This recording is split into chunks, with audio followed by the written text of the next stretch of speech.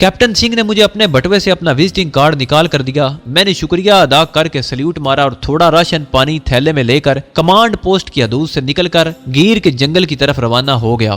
Indian regiment کی تالاب والی پوسٹ گیر کے جنگل میں زیادہ آگے جا کر نہیں تھی۔ یہ میں نے معلوم کر لیا تھا کہ جنگل اپنی کمانڈ پوسٹ سے زیادہ 1.5 فرلانگ پر سے شروع ہو جاتا تھا۔ گیر کے جنگل سوراشٹر کے بڑے مشہور اور قیمتی جنگل ہیں۔ سنا گیا تھا کہ وہاں چاروں طرف اونچی اونچی پہاڑیاں ہیں اور ساتھ ساتھ اتنی بڑی کھائیاں ہیں کہ ان میں سینکڑوں ہاتھی سما جائیں۔ بندوق میرے کاندھے پر تھی اور تھیلا دوسرے کاندھے سے لٹکا ہوا تھا۔ میں نے فوجی بوٹ پہن رکھے تھے اور سدھا نگری کا سام کا منکا میں نے احتیاط سے جیب میں رکھ لیا تھا۔ میرا مقصد ہرنی کا شکار نہیں تھا بلکہ جان بوجھ کر پرانے مندر کے تالاب والی پوسٹ کی طرف جانا تھا تاکہ وہاں پر موجود فوجی جوان مجھے مشتبہ سمجھ کر پکڑ لیں اور میں انہیں کیپٹن سنگھ کا کارڈ دکھا کر ان کا اعتماد حاصل کر کے وہاں جائزہ لے سکوں۔ گیر کا جنگل بہت گھنا تھا اور اس کے وسط میں شیر، چیتے اور ہاتھی دندناتے پھر رہے تھے، لیکن مجھے جنگل کے کنارے پر ہی رہنا تھا کیونکہ لانس نائک ٹھاکر نے بتایا تھا کہ پوسٹ جنگل کے شروع ہی میں ہے۔ اونچے نیچے سرسبز میدان سے نکلا تو سامنے جنگل کے گھنے درختوں کی ایک قطار نصف دائرے کی شکل میں شمالن جنوبن چلی گئی تھی۔ یہاں سے گیر کا جنگل شروع ہوتا تھا۔ میں نے خدا کا نام لیا اور جنگل میں داخل ہو گیا۔ میدان میں دھوپ کی وجہ سے کافی گرمی تھی لیکن جنگل میں درختوں کے نیچے ٹھنڈک تھی اور میں اندازے سے ایک طرف درختوں کے سائے تلے چلنے لگا۔ میں نے جنگل میں ایک فائر جھونک دیا اس خیال سے کہ اس آواز پر پوسٹ کے فوجی چوکس ہو جائیں گے اور فائر کی آواز پر میری طرف ضرور آئیں گے۔ جنگل میں کہیں تو گھنے درخت تھے اور کہیں یہ چھدرے ہو جاتے تھے۔ اونچی اونچی ہاتھی چھپواں گھاس کے ٹاپو آ جاتے تھے۔ میں فائر کرنے کے بعد ایک گھاس کے ٹاپو میں سے نکلا تو اچانک کسی نے مجھے آ کر پکڑ لیا۔ کون ہو تم؟ اس نے پوچھا۔ میں نے پلٹ کر دیکھا 2 انڈین آرمی کے جوان تھے جنہوں نے کمانڈوز کی وردیاں پہن رکھی تھی۔ میں نے ہاتھ جوڑ کر نمسکار کیا اور کہا، مہاراج ہرن کا شکار کرنے آیا ہوں کمانڈ پوسٹ سے۔ کون سی کمانڈ پوسٹ سے؟ تم کون ہو؟ تمہارا رینک کیا ہے؟ میں نے کہا، مہاراج کمپنی کمانڈر کیپٹن سنگھ جی کا اردلی ہوں، یہ لیجئے ان کا کارڈ۔ اور میں نے جیب سے کیپٹن سنگھ کا کارڈ نکال کر انہیں دکھایا تو انہوں نے کارڈ دیکھ کر مجھے واپس کر دیا اور کہا، صوبیدار میجر صاحب کے پاس چلو۔ یہی میرا منشا تھا۔ وہ مجھے اونچی گھاس کے کنارے کنارے چلاتے ایک پرانے مندر کے پیچھے لے آئے۔ یہاں زمین کے اندر ایک بینکر بنا ہوا تھا۔ باہر ایک سینتری اسٹین گن لیے پہرا دے رہا تھا۔ بینکر میں ایک مرہٹا صوبیدار میجر میز پر بیٹھا کچھ لکھ رہا تھا۔ فیلڈ ٹیلی فون اس کے پاس ہی پڑا تھا۔ اس نے میری طرف غور سے دیکھا۔ یہ کون ہے؟ سنتری نے کہا، سر یہ کہتا ہے کہ میں کیپٹن سنگھ صاحب کا اردلی ہوں، جنگل میں ہرنوں کا شکار کرنے آیا ہوں۔ اس کے پاس کیپٹن صاحب کا کارڈ بھی ہے۔ ہاں صاحب جی۔ اور میں نے کارڈ نکال کر صوبیدار میجر کے سامنے رکھ دیا۔ مجھے ہرن کے شکار کا شوق ہے سر۔ آج تو اتوار کی چھٹی تھی۔ کیپٹن صاحب کی اجازت لی اور ان کی بندوق لے کر جنگل میں آیا۔ انہوں نے مجھے اپنا کارڈ بھی دے دیا کہ آپ کا کوئی سپاہی مجھے اجنبی سمجھ کر نہ پکڑ لے۔ صوبیدار میجر نے مجھے کونے میں بیٹھنے کا اشارہ کیا۔ میں کونے میں بیٹھ گیا۔ میری بندوق انہوں نے پہلے ہی مجھ سے لے لی تھی۔ صوبیدار میجر نے فیلڈ ٹیلی فون کو گھما کر کسی سے کہا کہ مجھے کیمپ نمبر 1 کے کمپنی کمانڈر صاحب سے ملا دو۔ تھوڑی دیر بعد کیپٹن سنگھ سے اس کا رابطہ ہو گیا۔ اس صوبیدار میجر نے مجھ سے میرا نام پوچھ کر کیپٹن سنگھ کو میرے حلیے سمیت بتایا۔ پھر اس کے چہرے پر اطمینان کی جھلک نمودار ہوئی اور یس سر کہہ کر ریسیور رکھ دیا۔ پھر میری طرف متوجہ ہو کر بولا، کیپٹن صاحب نے مجھے تمہارے بارے میں بتا دیا ہے مگر تمہیں جنگل میں نہیں آنا چاہیے۔ یہاں آج کل ایک آدم خور شیر آیا ہوا ہے۔ پھر اس نے اپنے سنتری سے کہا، نائک جاؤ اسے چائے پانی وغیرہ پلاؤ۔ میں نے سلام کیا اور نائک کے ساتھ بینکر سے باہر آ گیا۔ میری بندوق بھی مجھے واپس کر دی گئی۔ نائک مجھے بینکر سے نکال کر ذرا نیچے بنی ہوئی فوجی کینٹین پر لے گیا۔ یہاں 2-4 فوجی بیٹھے تھے۔ نائک نے مجھے مٹی کے آبخورے میں چائے لا کر دی اور خود بھی میرے قریب ہی چائے کا آبخورا لے کر بیٹھ گیا اور بولا، تم شکاری ہو؟ کبھی شیر کا شکار بھی کیا ہے؟ یہاں آدم خور شیر آ گیا ہے، اسے مارو گے؟ میں نے کان پر ہاتھ رکھ کر کہا، نہیں مہاراج، میں اتنا بڑا شکاری نہیں ہوں، میں تو بس بٹیروں ہی کا شکار کرتا ہوں۔ دوسرے فوجی ہنس اور انہوں نے کسی ایسی مرہٹی زبان میں مجھ پر فکرہ کسا جو میری سمجھ سے باہر تھا۔ نائک بولا، ارے یہ تو گجراتی رانا ہے، اسے مرہٹی نہیں آتی۔ میں نے اونکوں کی طرح مسکرا کر کہا، ہاں جی میں تو گجراتی ہوں، گجراتی اور ہندی ہی جانتا ہوں۔ ساتھ ہی ساتھ میری تیز نگاہوں نے دیکھ لیا تھا کہ کینٹین سے تھوڑی دور نشیم میں دیوار کے درختوں کے نیچے ایک ڈھلانی چھت والا چھوٹا سا کمرہ بنا تھا جس کے سامنے دو سنتری سٹین گنے اٹھائے کھڑے بیڑی پی رہے تھے۔ صاف لگ رہا تھا کہ اس کمرے کو بنے زیادہ دن نہیں ہوئے۔ عین ممکن تھا کہ ڈاکٹر فریدی کی بیٹی نورین اسی کوارٹر گارڈ میں بند ہو اور اس کوارٹر گارڈ کے پیچھے درختوں کے تنوں میں دن کی روشنی میں پرانے تالاب کی سطح چمکتی نظر آ رہی تھی۔ یقیناً نورین کمرے میں بند تھی۔ میں خاموشی سے چائے پیتا رہا اور نائک میری بندوق کو الٹ پلٹ کر دیکھنے میں لگا رہا۔ کیپٹن صاحب نے بندوق بڑی عمدہ رکھی ہوئی ہے۔ یس سر، ہمارے کیپٹن سنگھ صاحب بہت ہی عمدہ آدمی ہیں، میں نے دانت نکالتے ہوئے کہا۔ دوپہر کا کھانا ان فوجیوں نے مجھے وہیں اپنے ساتھ کھلایا۔ انہوں نے میری اس لیے بھی آؤ بھگت کی کہ میں ان کے کمانڈنگ آفیسر کا خاص اردلی تھا۔ میں ان میں گل مل کر باتیں کرنے لگا۔ ایک فوجی سے جب میں نے بڑی بے نیازی سے پوچھا کہ وہ چھوٹا کمرہ صوبیدار میجر صاحب کا کوارٹر ہے تو اس نے ہنس کر کہا، رانا جی کوارٹر گارڈ ہے، ایک پاکستانی جاسوس عورت وہاں قید ہے۔ میں نے کہا تو اسے شوٹ کیوں نہیں کر دیتے، وہ تو بھارت ماتا کی دشمن ہے۔ انڈین فوجی بولا، ہمیں کیا معلوم، یہ تو اوپر والے افسر جانے۔ میں نے بات کا موضوع بدل دیا۔ اس بات کی تصدیق ہو گئی تھی کہ اس کوارٹر گارڈ میں ڈاکٹر فریدی کی بیٹی نورین ہی بند ہے۔ شام ہونے سے پہلے میں کمانڈ آفس میں واپس آ گیا۔ راستے میں نے 2-4 جنگلی مرغیوں کا شکار کر لیا تاکہ کیپٹن سنگھ کو پیش کر سکوں۔ میرا مشن بڑا پیچیدہ ہو گیا تھا۔ میں ایک ہی وقت میں ایسے 2 آدمیوں کو وہاں سے نکال نہیں سکتا تھا جو کہ الگ الگ جگہوں پر قید تھے۔ رات بھاری سی ادھیڑ بن میں رہا کہ کیا کروں کیا نہ کروں۔ دن نکل آیا، ضروریات سے فارغ ہو کر دفتر گیا تو کیپٹن سنگھ ابھی نہیں آیا تھا۔ برآمدے میں ایک فوجی اسٹول پر بیٹھا اخبار پڑھ رہا تھا۔ میں اس کے قریب سے گزرا تو وہ بولا، کیوں احمد بھائی، کل شیر کا شکار کیا؟ پھر سنا ہے گیر کے جنگل میں آدم خور شیر آیا ہے۔ میں نے بے دلی سے جواب دیا، ٹھاکر میں تو جنگلی مرغیاں مار کر لایا تھا۔ اس نے تندن کہا، ارے تم سے تو یہ عورت ہی اچھی ہے کہ جنگل میں دندناتی پھر رہی ہے اور آدمیوں کو دانوں کی طرح بھون رہی ہے۔ کون عورت؟ میں نے پوچھا۔ سنتری نے اخبار میری طرف بڑھا دیا، گجراتی پڑھ لیتے ہو تو یہ خبر پڑھو۔ گیر کے جنگلوں میں ڈاکو رنگنی نے تہلکہ مچا رکھا ہے اور کئی جاگیرداروں کا خون کر چکی ہے۔ رنگنی کا نام تو سنتے ہی جیسے میرے جسم کو بجلی کا جھٹکا لگا۔ میں نے اخبار پر اپنی نظریں جما دی اور اخبار پر ایک بڑی سرخی کے ساتھ یہ خبر لگی تھی کہ ایک ڈاکو عورت جس کو لوگ رنگنی ڈاکو کے نام سے یاد کرتے ہیں، ان دنوں گیر کے جنگلوں میں اپنے گروہ کے ساتھ چھپی ہوئی ہے۔ خبر سے معلوم ہوا کہ سوراشٹر کے دیہاتی علاقے میں اس نے کئی جاگیرداروں اور ساہوکاروں کا خون کر دیا ہے اور پولیس کی پارٹیاں اس کی تلاش میں ہیں۔ میرا دل زور زور سے دھڑک رہا تھا۔ یہ سودا نگنی کے سوا اور کوئی عورت نہیں ہو سکتی تھی۔ وہ منتقم مزاج عورت تھی۔ قید کے دوران پولیس نے ضرور اس پر تشدد کیا ہوگا جس کے رد عمل میں وہ ڈاکو ہی بن سکتی تھی۔ اب میرا دل سودا نگنی سے ملنے کے لیے بے چین ہو گیا۔ میرا ذہن کسی اور انداز سے سوچنے لگا۔ پاکستانی ڈاکٹر فریدی اور اس کی بیٹی کے فرار کے سلسلے میں سودا نگنی سے مدد حاصل کر سکتا تھا۔ سودا نگنی کو میرے بارے میں سب کچھ معلوم تھا، لیکن چونکہ وہ مجھ سے محبت کرتی تھی اسی لیے اس نے میرے تمام عیب گوارا کر لیے تھے۔ میں نے اخبار سنتری کو واپس کیا اور نل پر جا کر آگ بجھانے والی بالٹیوں میں تازہ پانی بھرنے لگا اور میرا دماغ تیزی سے کام کر رہا تھا۔ میرے لیے اب لازمی ہو گیا تھا کہ میں یہاں سے کسی طرح گیر کے جنگل میں جا کر سودا نگنی سے ملنے کی کوشش کروں۔ اس کا طریقہ کار یہی تھا کہ میں اپنے طور پر جنگل میں نکل جاؤں اور سودا نگنی سے ملنے کے بعد دوسرے یا تیسرے دن واپس آؤں تو کیپٹن سنگھ سے یہ بہانہ بنا دوں کہ میں جنگل میں راستہ بھول گیا تھا۔ کیپٹن سنگھ کی بندوق میں نے اسے واپس کر دی تھی۔ اگر شکار کے لیے بندوق لینے بیٹھتا ہوں تو مجھے اگلی اتوار یعنی چھٹی کے دن کا انتظار کرنا پڑتا اور اتنا وقت میرے پاس نہیں تھا۔ ہو سکتا تھا کہ ہفتہ بھر کے بعد سودا نگنی اس علاقے سے چلی جائے کیونکہ پولیس اس کا پیچھا کر رہی تھی۔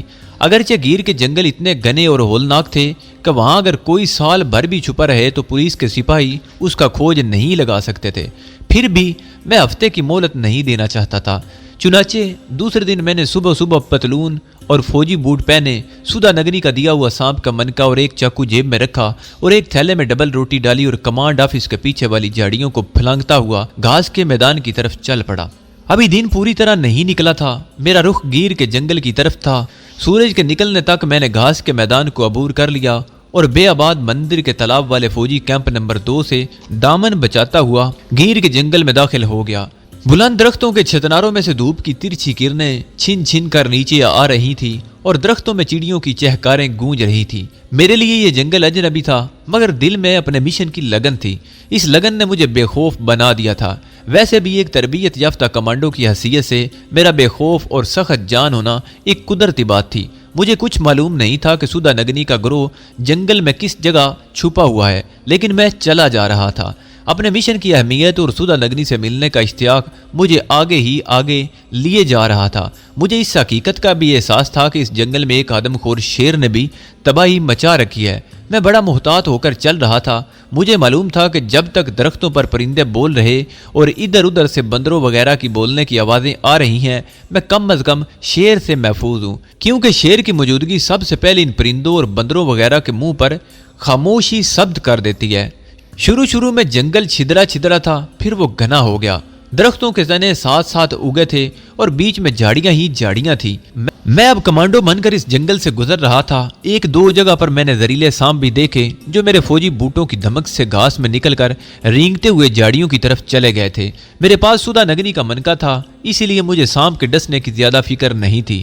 ہاں، آدم خور شیر کا خوف دل میں ضرور تھا، لیکن ابھی تک درختوں پر پرندے بول رہے تھے اور ادھر ادھر سے بندر کے خوں خوں کرنے کی آوازیں بھی آ جاتی تھی۔ خدا کر کے جنگل کا گھنا پن ختم ہوا اور میں ایک ویران میدان میں نکل آیا۔ یہاں چھوٹی چھوٹی کھائیاں اور گڑھے تھے جن میں سبز اور خشک جھاڑیاں سر نکالے کھڑی تھی۔ ایک ٹوٹی پھوٹی سیڑھیوں والا پرانا تالاب راستے میں آیا۔ میں وہاں دم لینے کو رک گیا، منہ ہاتھ دھویا، تھوڑی سی ڈبل روٹی نکال کر کھائی، تالاب کا پانی ہتھیلی سے ادھر ادھر ہٹا کر تھوڑا سا پیا اور اٹھ کر پھر چل پڑا۔ اب مجھے یہ بھی خیال آنے لگا کہ کہیں سچ مچ میں جنگل میں راستہ نہ بھول جاؤں۔ ان جنگلوں کا سلسلہ شیطان کی آنت کی طرح پھیلا تھا۔ خدا جانے میں کہاں اور کس جگہ کسی جنگلی درندے کا شکار ہو جاؤں۔ ایک چاقو میری کیا حفاظت کر سکتا تھا بھلا؟ چلتے چلتے دوپہر ہو گئی، لیکن میں نے ہمت نہ ہاری اور سفر جاری رکھا۔ گڑھوں والا ویران میدان ختم ہوا تو سامنے اونچی اونچی پہاڑیوں کی ترائی نظر آئی۔ میں ایک جگہ بیٹھ کر سوچنے لگا کہ اس ترائی میں داخل ہونا چاہیے یا نہیں، کیونکہ یہ ترائی دور ہی سے انتہائی گھنی اور شمالن جنوبن حد تک پھیلی ہوئی دکھائی دے رہی تھی۔ دل نے کہا اٹھو اور ہمت نہ ہارو، تم اپنے مقصد میں ضرور کامیاب ہوگے۔ میں نے خدا کا نام لے کر پھر چلنا شروع کر دیا۔ سپیر کے قریب ترائی کی اونچی نیچی زمین شروع ہو گئی۔ یہاں جگہ جگہ جھاڑیاں اور رنگ آلود بڑے بڑے چٹانی پتھر پڑے تھے۔ ایک چھوٹی سی پگڈنڈی درختوں میں سے گزر رہی تھی۔ یہ اس بات کی نشاندہی تھی کہ آگے کوئی آبادی ہے، کوئی گاؤں وغیرہ ہوگا۔ میں نے پگڈنڈی پر چلنا شروع کیا تو کچھ فاصلے پر بائیں جانب ترکاریوں کے کھیتوں کے پیچھے ایک کنویں کی چرخی اور پاس ہی چند ایک جھونپڑا نما مکان دکھائی دیے۔ ایک آدمی جس نے صرف دھوتی لنگوٹ کی طرح لپیٹ رکھی تھی کھیت میں کام کر رہا تھا۔ میں اس کے قریب پہنچا تو اس نے پلٹ کر میری طرف دیکھا اور گجراتی زبان میں پوچھا، تم محکمہ جنگلات کے آدمی ہو؟ میں نے کہا ہاں، لیکن رستہ بھول گیا ہوں، بڑی بھوک لگی ہے، یہ کون سا گاؤں ہے؟ وہ مجھے اپنے جھونپڑے کے باہر لے آیا۔ یہاں اس کی بیوی بچے بھی تھے۔ بیوی رسی بانٹ رہی تھی۔ اس نے مجھے دیکھتے ہی لمبا گھونگھٹ نکال لیا۔ میرا میزبان مٹی کے برتن میں بکری کا دودھ اور ایک روٹی لے آیا۔ میں نے کہا میرے پاس ڈبل روٹی ہے۔ وہ خوش ہو کر بولا، رانا جی یہ ولایتی روٹی ہمیں دے دیں، یہ تو ہم شوق سے کھائیں گے، تمہارے لیے میں 2 روٹیاں پکوائے دیتا ہوں۔ میں نے ڈبل روٹی اسے دے دی۔ دودھ کے ساتھ روٹی کھاتے ہوئے سب سے پہلے تو میں نے اس سے پوچھا کہ آدم خور شیر تو ادھر نہیں ہے؟ میزبان نے کہا، رانا جی کچھ روز پہلے ادھر آیا تھا، ہم لوگ اپنے بال بچوں کو لے کر درختوں پر چڑھ گئے تھے، لیکن اب کھوجیوں نے خبر دی ہے کہ وہ مہاراشٹر کی طرف نکل گیا ہے۔ اب میں نے اس سے نگنی ڈاکو کے بارے میں پوچھا۔ وہ ناریل پی رہا تھا، دھواں ناک سے نکالتے ہوئے سارے ایک طرف جھکا کر بولا، رانا جی ہم تو غریب لوگ ہیں، ڈاکو ادھر آ کر کیا کریں گے؟ ڈاکو تو اوپر اتر پردیش میں سنا ہے ہوا کرتے ہیں۔ پھر اس نے ترائی کے گھنے جنگل کی طرف اشارہ کرتے ہوئے کہا، ادھر ترائی کے جنگل میں وہاں اگر کوئی ڈاکوؤں کا گروہ چھپا ہوا ہو تو کچھ نہیں کہہ سکتا، پر رانا جی ڈاکو تو دیہاتی آبادیوں میں ہوتے ہیں جہاں بڑے بڑے رانا اور پٹیل رہتے ہیں، ادھر ڈاکوؤں کو جنگلی جانوروں میں آ کر کیا لینا ہے؟ اس کی زبانی مجھے یہ بھی معلوم ہوا کہ ترائی میں داخل ہونے کی بجائے اگر اس کے کنارے کنارے چلتے جائیں تو آگے گیر کی مشہور ندی آتی ہے۔ ندی آگے جا کر ایک جھیل میں گرتی ہے۔ وہاں چانوڑ نام کا ایک گاؤں ہے جہاں ایک جاگیردار پٹیل کی حویلی ہے۔ میں نے سوچا کہ ہو سکتا ہے سدھا نگنی اس پٹیل کا صفایا کرنے آئی ہو۔ اب شام کا اندھیرا پھیل رہا تھا، میں ترائی کی طرف جانے کا خطرہ مول نہیں لینا چاہتا تھا۔ میں نے اپنے میزبان سے کہا، رات ہونے والی ہے، اب چلا تو جاؤں گا، لیکن گاؤں تک پہنچتے پہنچتے رات گہری ہو جائے گی۔ ترائی کے جنگلوں سے ڈر لگتا ہے، اگر تم اجازت دو تو رات یہیں بسر کر کے صبح روانہ ہو جاؤں۔ اس نے مجھے خوشی خوشی سے اجازت دے دی۔ گرمیوں کا موسم تھا۔ رات کو اس نے ایک جلنگا سی کھاٹ جھونپڑی کے پچھواڑے کھیت کنارے ڈال دی۔ میں وہیں پڑ گیا۔ اس نے میرے پاس ہی دھونی بھی لگا دی تاکہ مچھروں کی یلغار سے بچ سکوں۔ جب تک دھونی لگی رہی مچھروں نے ادھر کا رخ نہ کیا۔ جو ہی مچھروں نے مجھے تنہا دیکھا، دیکھتے ہی حملہ کر دیا۔ خدا ہی جانتا ہے کہ کیسے رات کاٹی، بس ساری رات مچھروں سے جنگ کرتا رہا۔ دوسرے دن منہ ہاتھ دھو کر دودھ اور روٹی کھائی اور اپنے میزبان کا شکریہ ادا کرنے کے بعد چانوڑا گاؤں کی طرف روانہ ہو گیا۔ میری منزل ترائی کے جنگل کے کنارے کی پٹی تھی۔ میں یہاں سے گزرتا ہوا چانوڑ گاؤں تک جانا چاہتا تھا۔ اگر اس ایڈونچر میں سدھا نگنی سے ملاقات نہ ہو سکی تو میں نے چانوڑ گاؤں کے پٹیل کی مدد سے اپنے کمانڈ آفس میں واپس جانے کا فیصلہ کر لیا تھا، کیونکہ ان خطرناک جنگلوں میں زیادہ دیر تک گھومنا خطرناک بات تھی۔ دھوپ نکل آئی تھی۔ میں ایک پگڈنڈی پر چلا جا رہا تھا۔ چلنے سے مجھے پسینہ آ گیا۔ دھوپ میں تیزی تھی، فضا میں بھی حبس تھا۔ راستے میں کوئی سایہ دار درخت بھی نہیں تھا۔ کوئی گھنٹہ بھر چلتے رہنے کے بعد ترائی کے سر سبز جنگل کی ہری بھری گنجان پٹی شروع ہو گئی۔ یہاں داخل ہوتے ہی میں ایک درخت کے نیچے گھاس پر بیٹھ گیا۔ ٹھنڈے سائے نے بڑا سکون دیا۔ میں نے آنکھیں بند کر لی۔ تھکا ہوا تھا، غنودگی سی طاری ہونے لگی۔ سوچا کچھ دیر کے لیے سو جانا چاہیے۔ میں ابھی نیند کی وادی میں داخل ہوا ہی تھا کہ کسی نے میرے پاؤں پر زور سے ٹھوکر ماری۔ کون ہے بے تو؟ اٹھ۔ میں نے آنکھیں کھول کر دیکھا کہ ایک اونچا لمبا آدمی جس نے منہ پر اپنی پگڑی کا پلو اس طرح لپیٹ رکھا تھا کہ صرف اس کی سرخ آنکھیں ہی نظر آ رہی تھی، بندوق کی نال کا رخ میری طرف کیے کھڑا مجھے گھور رہا تھا۔ میں جلدی سے اٹھ بیٹھا۔ میری چھٹی حس نے مجھے بتا دیا کہ یہ کوئی ڈاکو ہے، اور اگر ڈاکو ہے تو یقیناً سدھا نگنی کا ساتھی ہی ہوگا۔ میں نے ہاتھ جوڑ کر نمسکار کیا اور معذرت کے لہجے میں کہا، رانا جی پردیسی ہوں، مسافر ہوں، جنگل کا رستہ بھول گیا ہوں، یہاں گھڑی پل آرام کرنے کو لیٹ گیا تھا۔ اس خونخوار آدمی نے مجھے ایک اور ٹھوکر ماری اور کہا، آگے چلو۔ میں اس کے حکم کی تعمیل میں آگے آگے چل پڑا۔ وہ بندوق تانے میرے پیچھے پیچھے آ رہا تھا۔ ہم ترائی کے کنارے کو چھوڑ کر جنگل میں داخل ہو گئے۔ ایسا گھنا جنگل میں نے پہلے کبھی نہیں دیکھا تھا۔ کچھ دیر تک درخت کھلے کھلے تھے، آگے جا کر رستہ ملنا دشوار ہو گیا۔ جھاڑیاں ہی جھاڑیاں تھیں۔ میں راستے کی دشواریوں سے بچنے کے لیے بیٹھتا تو پیچھے سے ڈاکو میری پشت سے بندوق کی نال لگا کر کہتا، چلتے چلو۔ میں جھاڑیوں کی شاخیں ادھر ادھر ہٹاتا چلتا چلا گیا۔ جھاڑیاں ختم ہوئی تو ذرا رستہ دکھائی دیا۔ یہ جنگلی رستہ تھا، درختوں اور گڑھوں کے ساتھ ساتھ ایک طرف کو چلا جا رہا تھا۔ اوپر درختوں کے چھتنارے اتنے گنجان تھے کہ دھوپ تک نیچے نہیں پہنچ رہی تھی۔ میں دلی میں بس ایک ہی دعا مانگ رہا تھا کہ خدا کرے اپنے جس سردار کے پاس بھی یہ مجھے لے جا رہا ہے وہ سدھا نگنی ہی ہو۔ اگر کوئی دوسرا ڈاکو نکل آیا تو میری خیر نہیں۔ اس نے مجھے ایک جگہ رکنے کا حکم دیا تو میں رک گیا۔ ڈاکو نے رازداری سے آواز دی، اوے جگو نکل کے آ، دیکھو پولیس کا جاسوس پکڑا ہے میں نے۔ درختوں میں ایک جانب سے دو ڈاکو ہاتھوں میں بندوق کے لیے باہر نکل آئے۔ ان کا حلیہ بھی وہی تھا جو پہلے ڈاکو کا تھا۔ یہ بھی کچھ ہٹے کٹے تھے۔ وہ میرے قریب آ کر مجھے گھورنے لگے۔ ایک ڈاکو نے بندوق کی نال میرے ماتھے سے لگا دی، دوسرا بولا، بگو اڑا دے سالے کو، یہ جاسوسی کرنے آیا تھا۔ جو ڈاکو مجھے پکڑ کر لایا تھا اس نے ایسا کرنے سے منع کیا، نہیں بگو، ہم اسے سردار کے پاس لے جاتے ہیں، ہو سکتا ہے کہ اس سے کوئی مفید معلومات مل جائیں۔ یہ گفتگو اردو یا ہندی میں نہیں بلکہ گجراتی زبان میں ہو رہی تھی۔ جب اس نے اپنے سردار کو مذکر کہا تو میری روح لرز اٹھی۔ کمبخت، ان کا سردار تو کوئی مرد ہے، سدھا نگنی ہوتی تو وہ سردار نہیں کہتا۔ میں نے دل میں کلمہ شریف کا ورد شروع کر دیا، کیونکہ اب میری موت یقینی تھی۔ میں اپنے آپ کو کوسنے لگا کہ کیوں خواہ مخواہ ادھر کا رخ کیا۔ اب وہ ڈاکو بھی ہمارے ساتھ ہو گئے۔ جنگل کے درمیان ایک جگہ پرانا کنواں تھا، اس کے پیچھے ایک پہاڑی دیوار میں غار کا دہانہ نظر آ رہا تھا۔ یہاں میں نے ڈاکوؤں کو دیکھا کہ درختوں کے نیچے لمبی تان کر سو رہے تھے اور کچھ ڈاکو پہرا دے رہے تھے۔ غار کے دہانے پر بھی ایک ڈاکو بندوق لیے پتھر پر بیٹھا بیڑی پی رہا تھا۔ کچھ فاصلے پر گھوڑے چارہ کھا رہے تھے۔ بگو نے یہاں پہنچتے ہی میرے ہاتھ رسی سے پیچھے باندھ دیے اور کنویں کی منڈیر پر بیٹھنے کا حکم دیا۔ میں نے ایسا ہی کیا۔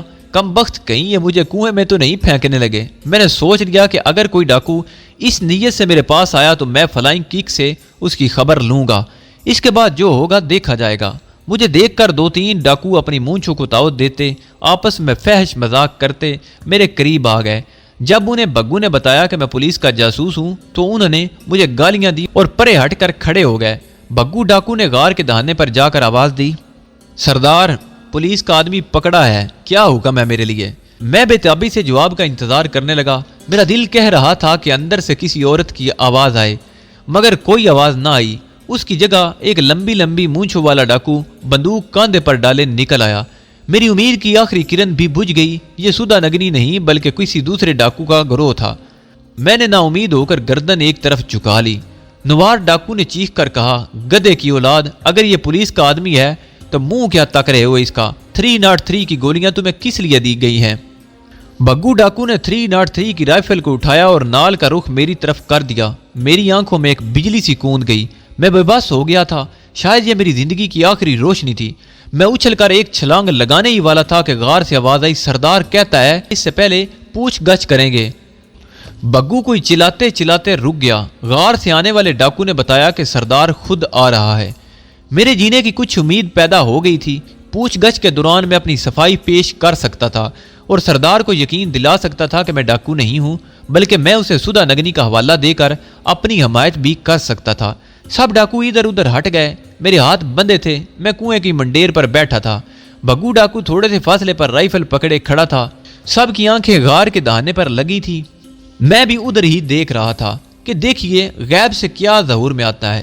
اتنے میں ایک خاکی پتلون اور خاکی جیکٹ والا درمیانے قد کا ڈاکو جس کے منہ اور سر پر کپڑا بندھا ہوا تھا نمودار ہوا.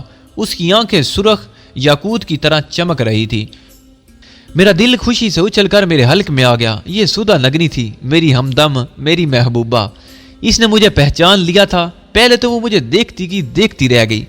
پھر اس نے اپنے سر پر بندھا ہوا پیلا رومال اتار کر پھینکا. اس کے سیاہ بال اس کے شانوں پر بکھر گئے. اس نے دونوں بازو پھیلا دی اور چلا کر کہا, رگھو, اور اپنے گروہ کے سارے ڈاکوؤں کو ہکا بکا کرتی وہ لپک کر میرے پاس آئی اور مجھ سے لپٹ گئی. اس نے مجھے کنویں کی منڈیر سے نیچے اتارا اور بگو کی طرف دیکھ کر غسیلی آواز میں بولی, تم سب گدے کی اولاد ہو. اگر یہ مر جاتا تو میں تم سب پر اس جنگل کے سانپ چھوڑ کر ہلاک کر دیتی. جانتے نہیں ہو کہ یہ کون ہے؟ یہ میرا پتی دیو رگھو ہے. رگھو شیر سے زیادہ بہادر اور ہاتھی سے زیادہ طاقتور ہے. پھر میرے گلے میں بازو ڈال کر مجھے غار میں لے گئی. رگھو, تم مجھے چھوڑ کر چلے گئے تھے, پر مجھے تم سے کوئی شکایت نہیں. میں جیل توڑ کر بھاگ نکلی تھی. میں تم سے اب بھی اس طرح پیار کرتی ہوں کیونکہ تم نے چیتا کے شولوں سے اس وقت میری جان بچائی تھی جب میں ایک کمزور لڑکی تھی.